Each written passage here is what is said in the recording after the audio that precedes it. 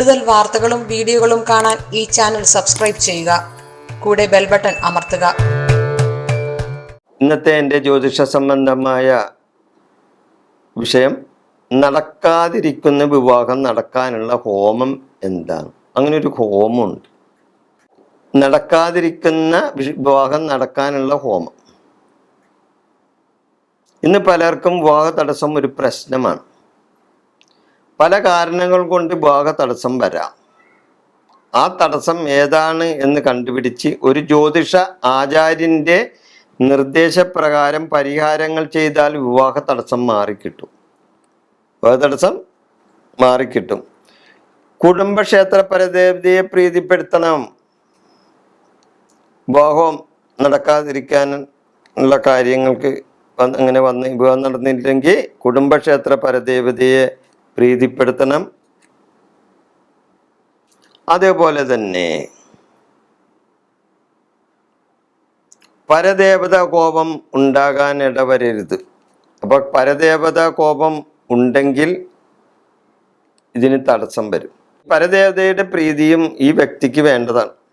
കല്യാണം വിവാഹം നടക്കാതിരിക്കുന്ന വ്യക്തിക്ക് പരദേവത പ്രീതി ഉണ്ടായിരിക്കണം. അല്ലെങ്കിൽ പരദേവത കോപമുണ്ടായി തടസ്സങ്ങൾ വരും. എന്തൊക്കെ തടസ്സങ്ങൾ കണ്ടാലും ഞാൻ പറയുന്ന ഈ വഴിപാടൊന്നും നടത്തി നോക്കും, ഫലം കിട്ടാതിരിക്കില്ല. എന്തൊക്കെ തടസ്സങ്ങൾ കണ്ടാലും ഞാൻ പറയുന്ന ഈ വഴിപാടൊന്നും നടത്തിയാൽ ചിലപ്പോൾ വിവാഹം നടക്കാം. ശിവപാർവതിമാരിയ്ക്കുന്ന ക്ഷേത്രത്തിൽ സ്വയംവര പാർവതി ഹോമം നടത്തണം.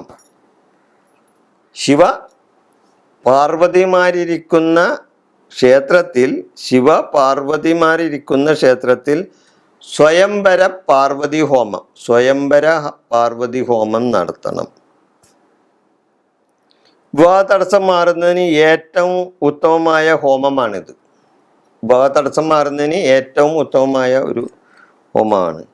ഇത് ചെയ്യേണ്ടത് തിങ്കളാഴ്ച, വെള്ളിയാഴ്ച, പൗർണമി എന്നീ ദിവസങ്ങളിലാണ് ഉത്തമം. തിങ്കളാഴ്ച, വെള്ളിയാഴ്ച, പൗർണമി ദിവസങ്ങളിൽ, ഏത് ദിവസങ്ങളിലും ഈ പറഞ്ഞ ദിവസങ്ങളിൽ ചെയ്താൽ നടക്കാതിരിക്കുന്ന വിവാഹം നടക്കാനായിട്ട് സാധ്യത കൂടും. അതേപോലെ തന്നെ വീരഭദ്രയന്ത്രം എഴുതി ധരിച്ചാലും നടക്കാതിരിക്കുന്ന വിവാഹങ്ങൾ നടക്കും. വീരഭദ്രയന്ത്രം വിവാഹം നടക്കാൻ വേണ്ടി എഴുതി ധരിക്കുന്നൊരു യന്ത്രമാണ് വീരഭദ്രയന്ത്രം.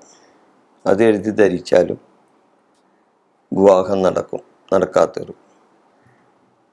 ഈ വിഷയം ഞാനിവിടെ അവസാനിപ്പിക്കുന്നു. നിങ്ങൾക്ക് നന്ദി, നമസ്കാരം.